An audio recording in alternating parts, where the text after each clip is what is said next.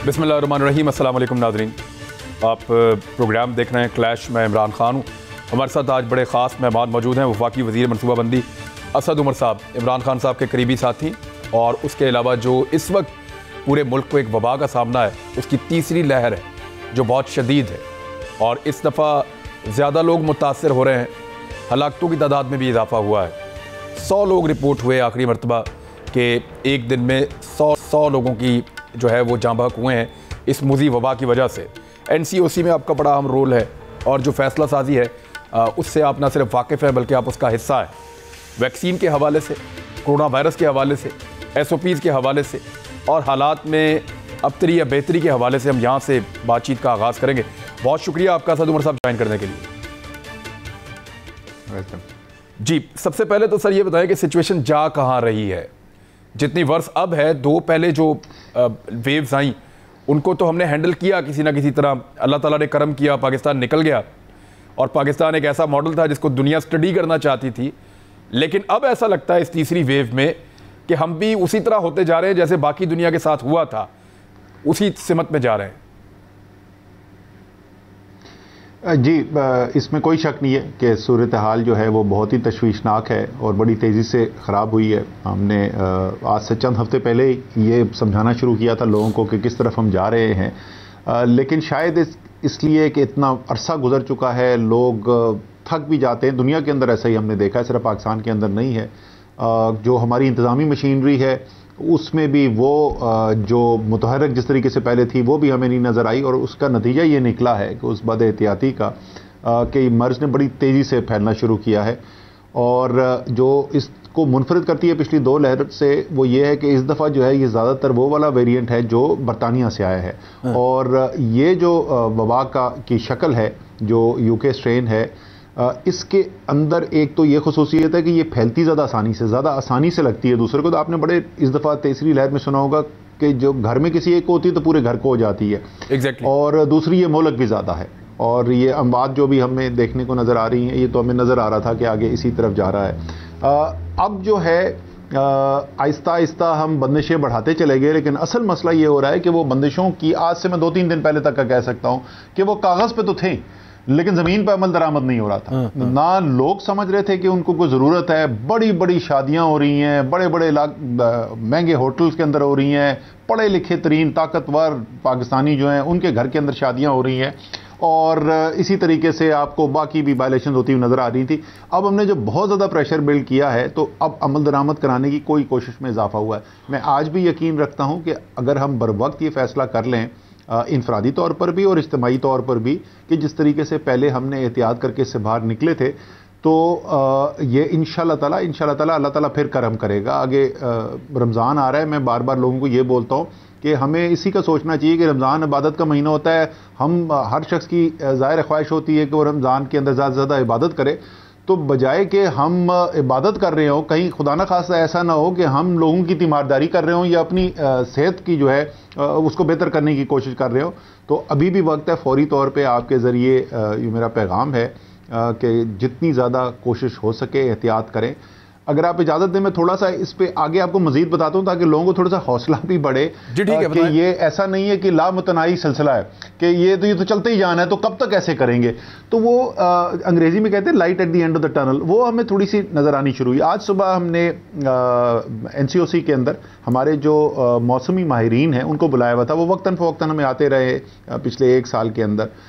जो बदकिस्मती से ख़राब खबर ये है कि जो मौसमी हालात, यानी उसमें अल्ट्रावायलेट रेज का हिस्सा होता है, उसमें नमी का तनासब होता है, उसके अंदर टेम्परेचर होता है, ये तमाम चीज़ें जो हैं ये अगले 2 माह के अंदर एक ऐसा मौसमी हालात होंगे जिससे वबा के फैलाव के अंदर आसानी होगी, यानी वबा ज़्यादा तेज़ी से फैल सकेगी।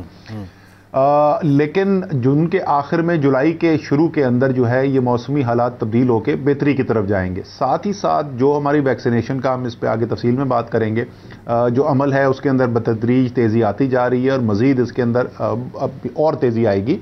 तो हो सकता है कि जून के आखिर तक एक बड़ी तादाद में, कम से कम हमारी शहरों में, उन शहरों में जहाँ सबसे ज़्यादा वबा फैली हुई है, वहाँ पर बड़ी तादाद में लोगों को वैक्सीन लगाने में कामयाब हो जाए। तो ये अगले 2-3 माह जो है ना, ये सबसे अहम अब पीरियड रह गया है। इसके अंदर अगर हम एहतियात कर दें, ठीक फैसले कर लें, तो उम्मीद है कि उसके बाद अल्लाह ताला जो है करम करेगा और हम निस्बतन एक नॉर्मल ज़िंदगी की तरफ वापस लौट सकेंगे। सर, वैक्सीन जो है अल्टीमेट सोल्यूशन तो वही, दुनिया उसकी तरफ जा रही है। हम तरक्की याफ्ता ममालिक से मुवाजना ना भी करें तो इंडिया, श्रीलंका, बांग्लादेश, ये सब आपसे बहुत आगे हैं। सिर्फ आगे नहीं हैं, बहुत आगे हैं। हम इस खित्ते में बहुत पीछे रह गए। नहीं, 1000 में से सिर्फ 2 बंदों को वैक्सीन लगती है पाकिस्तान में। तो इस सूरत हाल के साथ आप ये उम्मीद कर रहे हैं कि हम वैक्सीन लगा देंगे? मुझे तो ऐसा लगता है जैसे हम चल रहे हैं, हो सकता है कई साल तक हम सबको वैक्सीन ना दे पाए। सही। अच्छा, इसके अंदर एक तो पहली बात तो जिस तरीके से पिछले साल जब शुरू हुई ये वबा शुरू हुई तो हमारे पास 2 लेबॉरेटरीज थी पूरे पाकिस्तान के अंदर और चंद 100 टेस्ट होते थे। आज जो है रोज़ाना 45-46 हज़ार टेस्ट होते हैं, 100 से ज़्यादा लेबॉरेटरीज़ हैं हम। तो हमारा जो है वो आहिस्ता आहिस्ता सिस्टम जो है उसकी कैपेबिलिटी भी बढ़ी। ये वैक्सीनेशन भी जो है, वैक्सीनेशन हमने शुरू की थी 4-5 हज़ार दिन के अंदर होते थे। आज जो है वो 40-45 हज़ार दिन के ऊपर हमारी वैक्सीनेशन पहुंच गई है और इसमें इजाफा होता चला जाना है। जो खित्ते के अंदर है, भारत का तो सबको पता है, इस खित्ते का नहीं, दुनिया का सबसे बड़ा वैक्सीन मैन्युफैक्चरिंग सेंटर भारत है। भारत इस वक्त बहुत बड़ी तादाद के अंदर वैक्सीन बना रहा है और वही उनकी खारजा पॉलिसी का थोड़ा आपको अक्कासी नज़र आ रही है। जो खित्ते में वो ममालिक जिनके साथ भारत की ज़्यादा अच्छी ताल्लुकात है, ये अगर आप चेक करेंगे तो ये ममालिक जिनका आपने नाम लिया उसमें तकरीबन तमाम, और अगर तमाम नहीं तो तकरीबन तमाम वैक्सीन जो है भारत से आई है। ज़ाहिर है पाकिस्तान के और भारत के ऐसे ताल्लुकात नहीं हैं कि वो हमें कोई ऐसी हमारी मदद करते। हमने जो हमारी जो ताख़ीर ज़रा सी हुई इसके अंदर, आपको पता है कि एक अवामी कह रहा हूँ मैं, बैनुल अक़वामी एक ऑर्गेनाइजेशन है ग्लोबल अलायंस फॉर वैक्सीनेशन के नाम से। उसके अंदर बड़े बड़े आलमी इदारे भी हिस्सा हैं, उसके बिल गेट्स भी उसका हिस्सा है। उन्होंने एक इनिशिएटिव लिया, पाकिस्तान ने जून के महीने के अंदर उनके साथ साइन अप किया और पहले शुरू के ममालिक में था।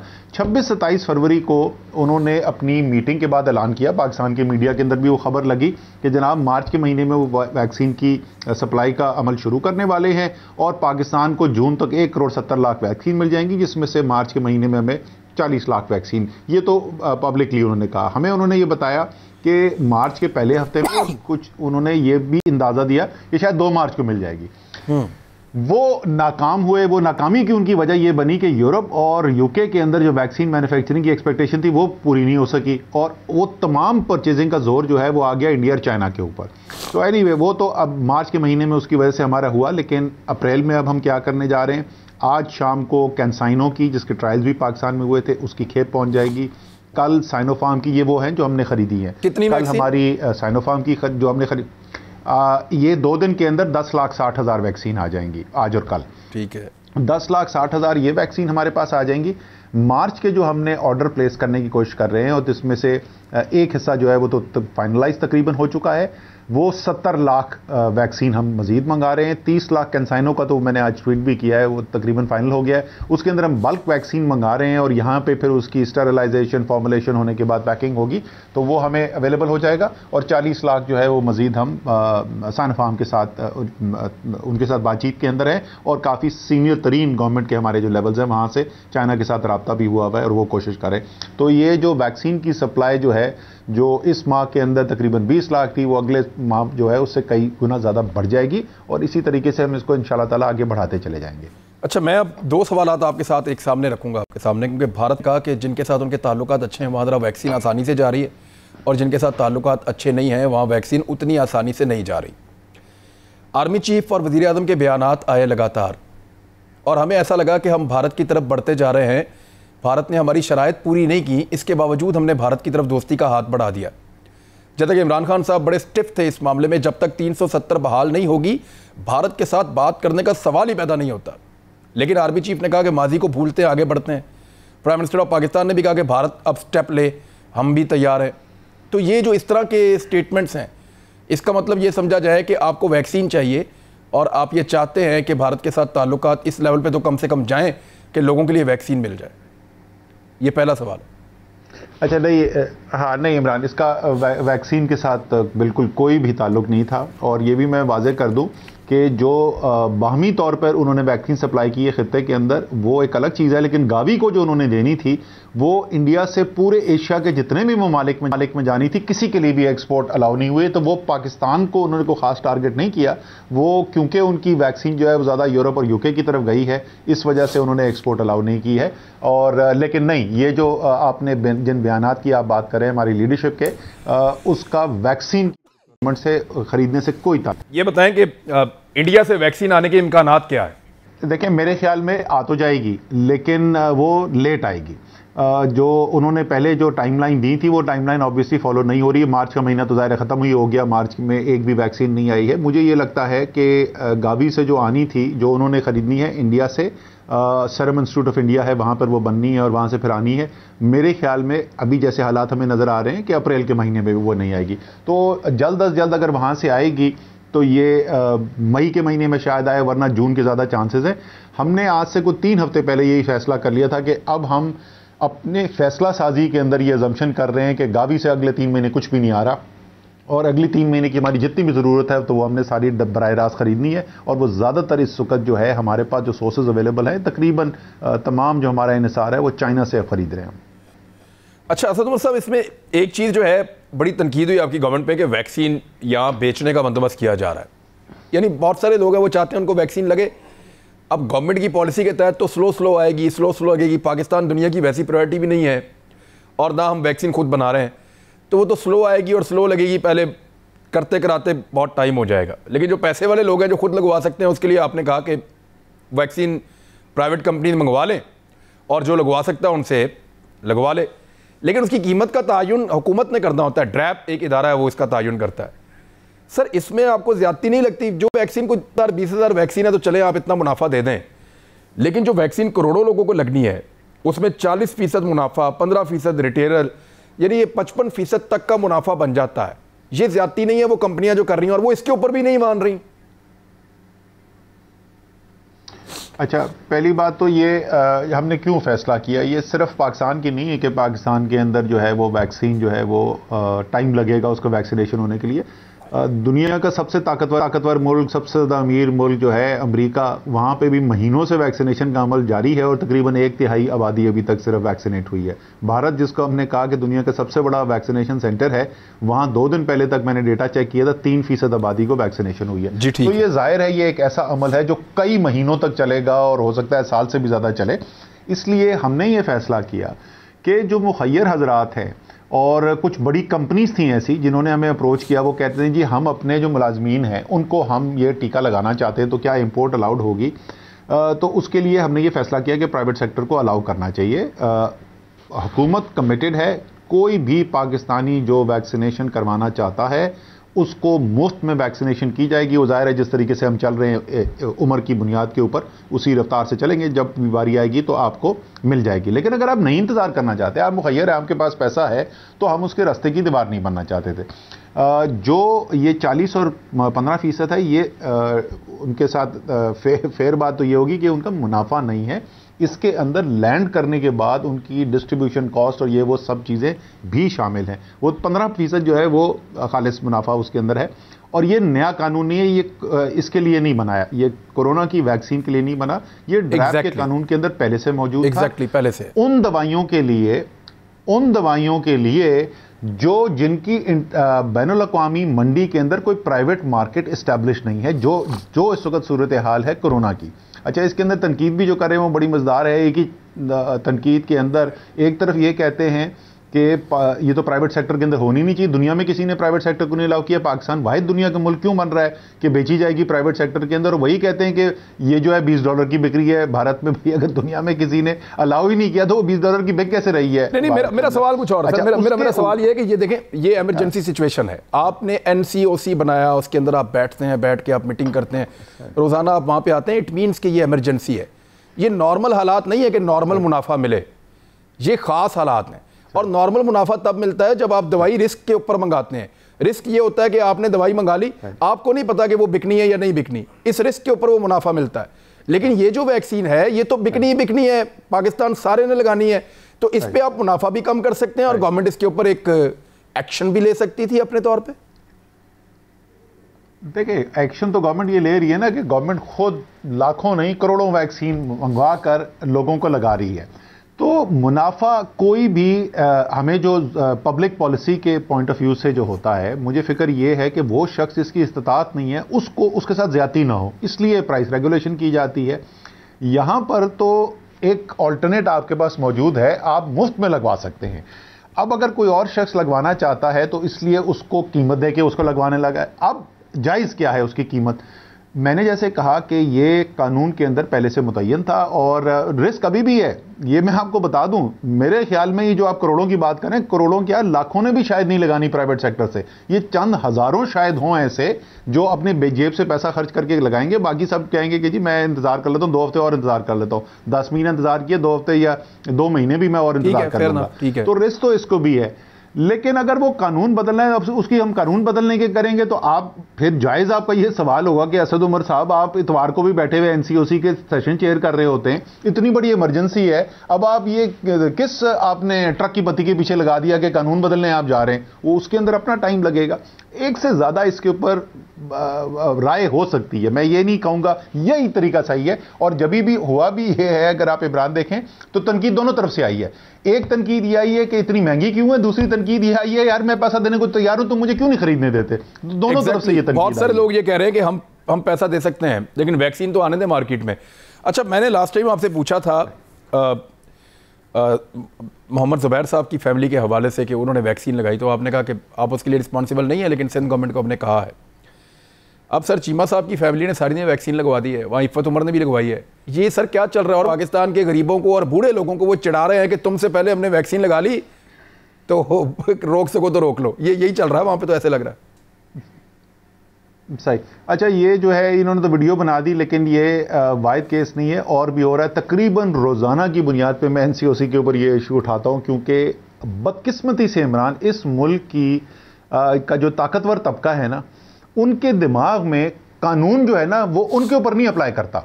तो सबसे ऊपर पाकिस्तान का ताकतवर तबका है, उसके नीचे कानून है और उसके नीचे अवाम है। तो ये कानून होता नहीं, अवाम के लिए होता है। ये हमारी जिंदगी का फलसफा यही है। और आपके ताकतवर होने का फायदा क्या हुआ अगर आप कानून के ऊपर नहीं जा सकते? वही हमें तर्ज अमल जो है ना, ये वैक्सीन पे भी नजर आ रहा है। तो रोजाना की बुनियाद के ऊपर मेरी जंग होती है। अच्छा, ये जो है मैंने आज सुबह एनसीओसी की मीटिंग में, तारिक चीमा साहब बड़े मेरे ऑनरेबल कॉलीग हैं काबीना के अंदर, लेकिन मैं दो मेयार तो नहीं रख सकता पाकिस्तानियों के लिए। मैं ये तो नहीं कह सकता कि क्योंकि तारिक चीमा से मेरी दोस्ती है और वो मेरे कॉलीग हैं तो इसलिए उनके लिए कोई और असूल होना चाहिए। मैंने आज सुबह ये एनसीओसी मीटिंग के अंदर ये इशू उठाया और मैंने कहा कि जनाब ये पता करें कि ये वैक्सीनेशन क्या इस्लामाबाद में हुई है या ये पंजाब में हुई है। अगर पंजाब में हुई है तो पंजाब की हुकूमत से यह सवाल पूछा जाना चाहिए कि आपकी वैक्सीन क्यों ऐसे जा रही है, क्योंकि ये बिल्कुल जो गाइडलाइंस हैं उसके मुनाफी है। सिर्फ 60 साल से ऊपर लोगों को इस वक्त वैक्सीन लगनी चाहिए।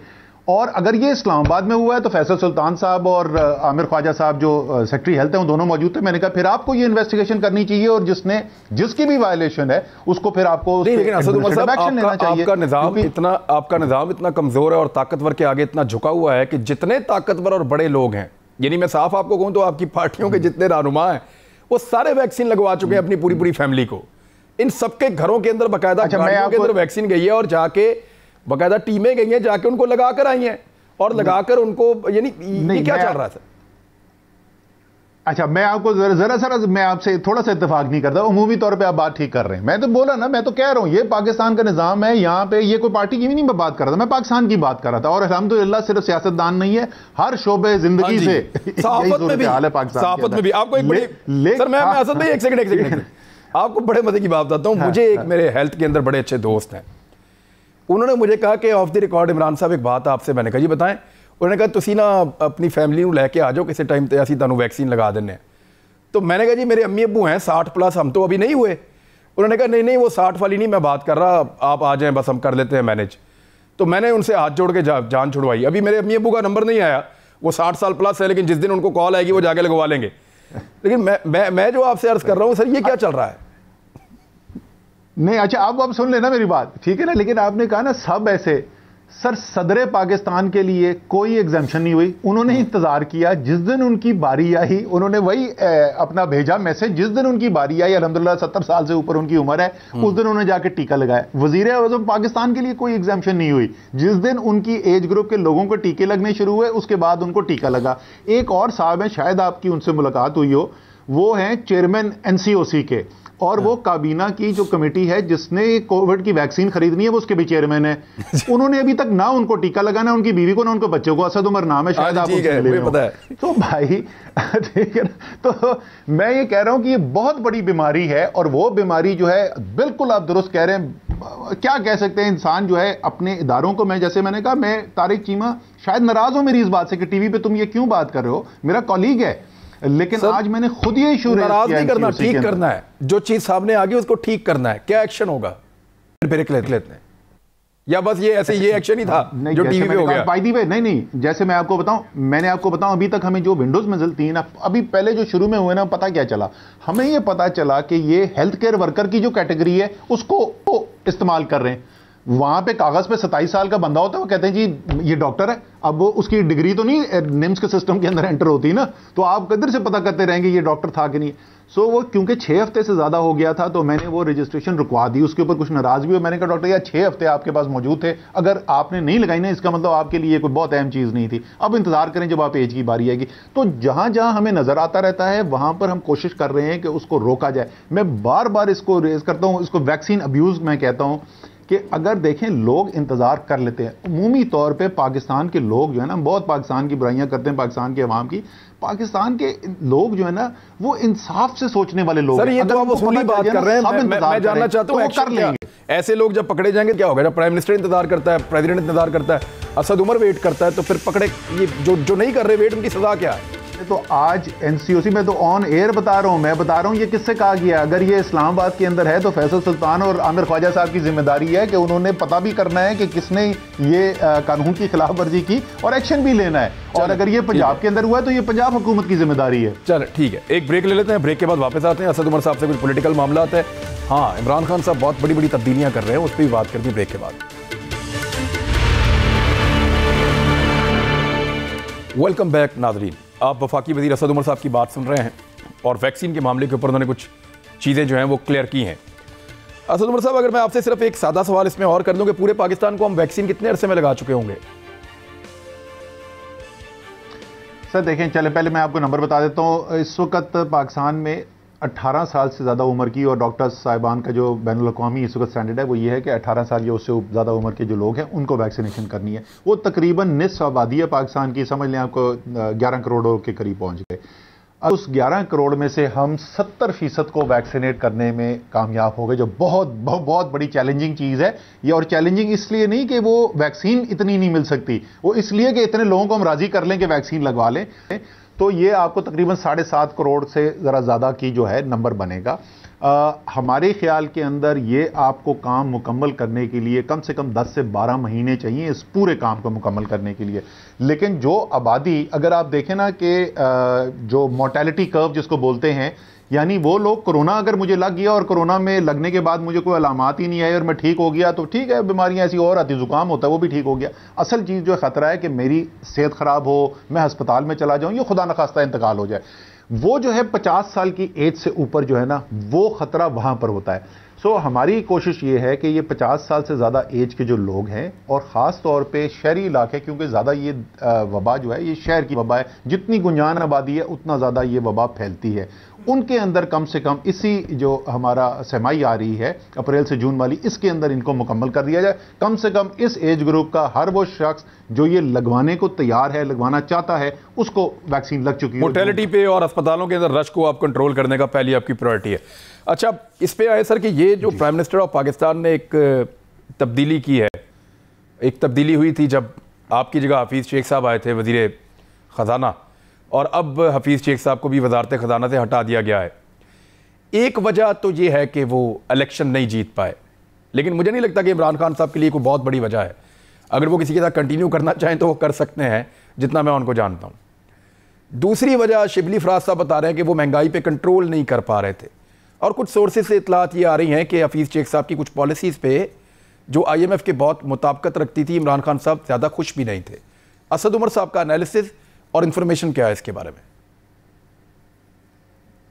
सर मैं पहले इन्फॉर्मेशन बता देता हूँ। मुझे इस फैसले का पता चला कल कामरान खान साहब का मैं एक रिकॉर्ड करवा रहा था उनके प्रोग्राम के लिए एक सेगमेंट, तो ये कामरान खान साहब ने मुझे बताया, तो मुझे इन्फॉर्मेशन तो इस बारे में कुछ भी नहीं थी।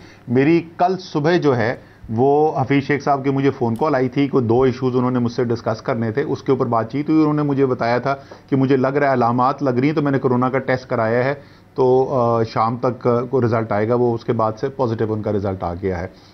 तो मुझे तो इन्फॉर्मेशन तो मेरे पास कोई भी नहीं है, ना मेरे साथ कोई प्राइम मिनिस्टर की कोई भी डिस्कशन हुई जिसमें उन्होंने कोई बताया हो कि वो ये करने वाले हैं या क्यों किया। अभी क्या रीजन लगता है? मीटिंग अटेंड करके आ रहा हूं, तो इस एनालिसिस आपका क्या है इस पे? रीजन क्या लगता है? सर वो ऐसी क्या सर आई, फायदा कोई नहीं, कोई फायदा नहीं। और प्राइम मिनिस्टर साहब जो हैं उनसे अगर जिस दिन इसके ऊपर बात होगी, कोई वजह पता चली तो फिर बता सकते। मुझे तो सच्ची बात है ये भी नहीं पता कि अभी शेख साहब ने क्या कहा कि मैं स्टेप डाउन करना चाहता हूं या प्राइम मिनिस्टर ने। आप माशी पॉलिसियों से मुतमईन थे पूरी तरह? सर माशी पॉलिसियों से आप पूरी तरह मुतमईन थे? सर पूरी तरीके से तो कोई भी नहीं मुतमईन होगा। मेरे ख्याल में हफीज़ शेख साहब की भी ख्वाहिश ये होगी कि कुछ चीज़ें जो हैं वो बेहतर की जाएं। सो इसमें तो कोई शक नहीं। मईशत के अंदर अच्छी चीज़ें भी हो रही थी, शरह नमूद जो है वो उसमें तेज़ी आ रही थी, बड़ी सनतों की इजाफा हो रहा था, हमारे करंट अकाउंट का बैलेंस बेहतर हो रहा था और अच्छी चीज़ें हो रही थी। और ये भी है कि साथ साथ कुछ एरियाज़ में चैलेंज भी था, महंगाई बढ़ रही थी, हालात महंगाई के जो है पब्लिक को रिलीफ नहीं मिल रहा था। ये एक बड़ा इशू था जिसके बारे में शिबली फराज साहब ने कहा, क्योंकि वज़ीर इत्तलाआत हैं, उन्होंने इसको भी पब्लिक के रास्ते में मोड़ दिया, इस इशू को भी। सर मुझे आपसे ये जानना है कि स्टेट बैंक के हवाले से मेरी इन्फॉर्मेशन के मुताबिक कैबिनेट में ये एजेंडा अचानक आया था, मिनिस्टर्स इसके बारे में ज़्यादा नहीं जानते थे और कोई रोला पड़ भी गया था, लेकिन फिर उनको कायल कर लिया गया और कोशिश करके इसको कौमी असम्बली तक पहुँचाया गया। ये ठीक होने जा रहा है स्टेट बैंक की कार्य और जो चीज़ें उसके अंदर लिखी हैं जिनको मैंने पढ़ा है? असद उमर का एनालिसिस क्या है उस पर? क्योंकि मईशतदान कहते हैं कि ये डिजास्टर हो जाएगा। अच्छा, उसके ऊपर मेरे ख्याल में कुछ तो लोगों ने बहुत ही एक्सट्रीम पोजीशन ले दी है कि पता नहीं ईस्ट इंडिया कंपनी बन जाएगा, ये क्या हो जाएगा। देखिए बुनियादी तौर पर क्या जो सेंट्रल बैंक है, जो पाकिस्तान में स्टेट बैंक किरदार अदा करता है, क्या उसकी खुद मुख्तारी बढ़ने से उमूमी तौर पर यह दुनिया का तजुर्बा है कि मईशत के अंदर बेहतरी आती है और अवाम की फलाह के लिए बेहतर होता है? तो उसका जवाब डेफिनेटली हाँ है, वो मस्बत है उसका जवाब। उसको किस हद तक लेकर जाना है और किस तरीके से लेकर जाना है, इसके ऊपर बहस हो सकती है। इसके अंदर भी 2-3 बड़े बड़े इश्यूज हैं। अकाउंटेबिलिटी किस तरीके से एक्सरसाइज की जाएगी, जो ऑब्जेक्टिव्स हैं यानी जो हदफ दिया जा रहा है सेंट्रल बैंक को, वो क्या होना चाहिए? क्या सिर्फ महंगाई को टारगेट करना है, इन्फ्लेशन टारगेटिंग वाहिद उसका ऑब्जेक्टिव होना चाहिए या एक से ज़्यादा ऑब्जेक्टिव होने चाहिए? इन चीज़ों के ऊपर 2 राय हो सकती हैं और 2 राय हैं और मईशत के एक्सपर्ट्स में भी होती हैं। मैं 2-3-4 दफ़ा ये पहले बोल चुका हूँ, मेरी अपनी ज़ाती राय ये होगी, जहाँ इतना बड़ा फैसला होने जा रहा है तो ये जो फैसला है ये बगैर एक अच्छी खुली शफाफ डिबेट के मुबाहिसे के बगैर नहीं होना चाहिए। फोरम उसका जो है वो बेहतरीन है, असेंबली में जाएगा, फाइनेंस कमेटी को रेफर होगा। फैजुल्लाह कमोका साहब जो हैं चेयरमैन है कमेटी के फैजुल्लाह कमोका साहब के पास राय ये तो ज़रूर होगी कि अपोजिशन के, और बड़े तगड़े अपोजिशन के लोग उसके अंदर, बड़े तजुर्बाकार लोग मौजूद हैं, मुस्लिम लीग नून के भी और पीपल्स पार्टी के भी। पाकिस्तान के साबिक वज़ीर ख़जाना हैं वहाँ उस कमेटी के अंदर, पंजाब की साबिक वज़ीर ख़जाना है, एट्सेट्रा एट्सेट्रा। लेकिन उसके अलावा मेरी राय जो मैं बार बार टीवी पे दे रहा हूँ उनको, कि वो ये है कि फैजुल्लाह कमोका साहब को जो मईशत के एक्सपर्ट्स हैं, ख़ास तौर पे जिन्होंने मॉनेटरी पॉलिसी पे ज़्यादा काम किया हुआ है, उनको ज़रूर बुलाना चाहिए। और वहीं पे सारा मीडिया भी बैठा होता है और एक अच्छी सैर हासिल बहस, और ये जो एक से ज़्यादा राय है उसको बहस होने के बाद लेजिस्लेशन मुकम्मल करनी चाहिए। डायरेक्शनली ये अच्छी चीज़ है कि एक ऐसी सूरत हाल ना हो जो फाइनेंस मिनिस्टर जो है ना, मैं एक साबिक फाइनेंस मिनिस्टर की, क्योंकि निजी मेरे से गुफ्तगू थी इसलिए मैं उनका नाम नहीं लूंगा, ये आज से उस वक्त में होता था स्टेट बैंक ऑफ पाकिस्तान के बोर्ड के ऊपर, और जिनकी मैं बात कर रहा हूं वो उस वक्त के वजीर खजाना नहीं थे। उनको मैंने फोन किया, पता ये चला कि वो स्टेट बैंक की उस वक्त भी एक ऑटोनॉमी का बिल आया हुआ, उसको वो अपोज कर रहे थे। तो मैंने कहा कि मैंने गवर्नर स्टेट बैंक से जात ली, मैंने कहा जी मैं उनसे पूछ लूं उनका नुक्ता नजर क्या है। उन्होंने मुझे कहा कि मैं चाहता हूं, उन्होंने ये नहीं कहा फाइनेंस मिनिस्टर, उन्होंने कहा मैं चाहता हूं कि सेंट्रल बैंक के गवर्नर को मैं फायर कर सकूं। वो इस किस्म की जिस वक्त ताबे होता है सेंट्रल बैंक, तो फिर हमने ये भी देखा है जो पिछली हुकूमत के दौर में देखा गया कि अरबों डॉलर उड़ा दिए, क्योंकि वजीर खजाना के दिमाग में आ गया था कि रुपया जो कीमत को मैंने हिलने नहीं देना, एक अना का उन्होंने मसला बना दिया और उससे मईशत को जो नुकसान पहुंचा वो सारे पाकिस्तान ने देखा। सो एक हद तक इंडिपेंडेंस जो है सेंट्रल बैंक की वो अच्छी चीज है। किस हद तक होनी चाहिए सर? क्या ठीक है गवर्नर को हटाने का जो इख्तियार है वो सदर पाकिस्तान के साथ भी चला जाए? उनके पास जो मुजव्वजा है वहां तो इंडिपेंडेंस जो है वो बेलगाम किस्म की है। सो भाई ना, अब ये सिर्फ ये है कि अकाउंटेबिलिटी क्या फाइनेंस मिनिस्टर के कंट्रोल में होनी चाहिए, वजीर आजम के पास होनी चाहिए, या ये पार्लियामान के पास होनी चाहिए? ये चीजें जो है ये बहस होनी चाहिए इनके ऊपर और बड़े सोच समझ के इस पर फैसला होना चाहिए। लेकिन आप इसके हक में हैं कि ये होना जरूर चाहिए, क्योंकि इससे पहले ये मुख्तलिफ अदवार में होता रहा है, 90s में भी हुआ है। जी देखिए भाई, मैं जैसे मैंने कहा दुनिया का तजुर्बा ये है, दुनिया का मैं आपको बताता हूँ तजुर्बा ये है कि जहाँ state bank of Pakistan, not state bank of Pakistan, Pakistan में वो स्टेट बैंक ऑफ पाकिस्तान है, लेकिन सेंट्रल बैंक्स को जहाँ ज़्यादा ऑटोनॉमी होती है वहाँ पर अफराते ज़र की शरह जो है लॉन्ग टर्म जो है वो कम होती है। सो बुनियादी तौर पे तो ये अच्छी चीज़ है कि जिस डायरेक्शन में हम जा रहे हैं, बट जैसे हमने कहा कि हम एक जमहूरी माहौल के अंदर रहते हैं, एक और जमहूरियत के अंदर जो सवरेनिटी होती है, हमारे यहाँ हमारा आइन कहता है कि अल्लाह ताला के पास हाकमियत है और वो हाकमियत जो है वो अवाम के जो मुंतखब नुमाइंदे हैं उनके ज़रिए कानून बनेंगे कुरान और सुन्ना के मुताबिक, लेकिन आप उन अवामी नुमाइंदों को जवाब दें और उसी अवामी नुमाइंदों में से हुकूमत बनती है। सो ये तो बेसिक सवरेनिटी का सवाल है। ये नहीं हो सकता कि कोई एक इदारा हो मुल्क के अंदर जो किसी को भी जवाब देना हो, और इसलिए अकाउंटेबिलिटी होनी चाहिए। किस फोरम पे एक्सरसाइज की जाए, किस तरीके से एक्सरसाइज की जाए, इसके ऊपर बहस हो सकती है। जी ठीक है, एक ब्रेक ले लेते हैं, ब्रेक के बाद वापस आते हैं। असद उमर साहब, प्रोग्राम के आखिरी हिस्से में आपसे कुछ डॉलर की कीमत गिर रही है उसके ऊपर भी बात करेंगे, और अपोजिशन की सियासत के बारे में मुझे जरूर एक दो चीजें पूछनी है ब्रेक के बाद। वेलकम बैक नाजरीन। असद उमर साहब देखें, आप गवर्नमेंट में हैं, हर हफ्ते कैबिनेट की मीटिंग होती है, ऐसा पाकिस्तान में कभी नहीं होता था। तो अब हम ये तवक्को करते हैं कि वज़रा ज़्यादा अवेयर होंगे, उनको चीज़ों का ज़्यादा अंदाज़ा होगा। हमने बहुत मुश्किल वक्त गुजारा है जब से आपकी हुकूमत आई है, महंगाई बढ़ी है, चीज़ें कंट्रोल नहीं हुई, बिजली की कीमतें, गैस की कीमतें, मसनूआत की कीमतों में इजाफा हुआ है। ये एक्सपेक्ट नहीं किया जा रहा था पाकिस्तान तहरीक इंसाफ से। गवर्नर्स के भी बहुत सारे इशूज़ हैं, स्पेशली पंजाब के अंदर बड़े सीरियस इशूज़ हैं गवर्नर्स के। अब सर मैं ये जानना चाहता हूँ कि आपको डॉलर थोड़ा सा 153 पे आ गया है, हो सकता है आने वाले दिनों में और नीचे आए। हम आखिरी 1-2 साल में कहीं कोई उम्मीद कर सकते हैं, या आपकी प्लानिंग में ऐसी कोई चीज़ है कि पब्लिक को रिलीफ मिलने के इम्कानात हों?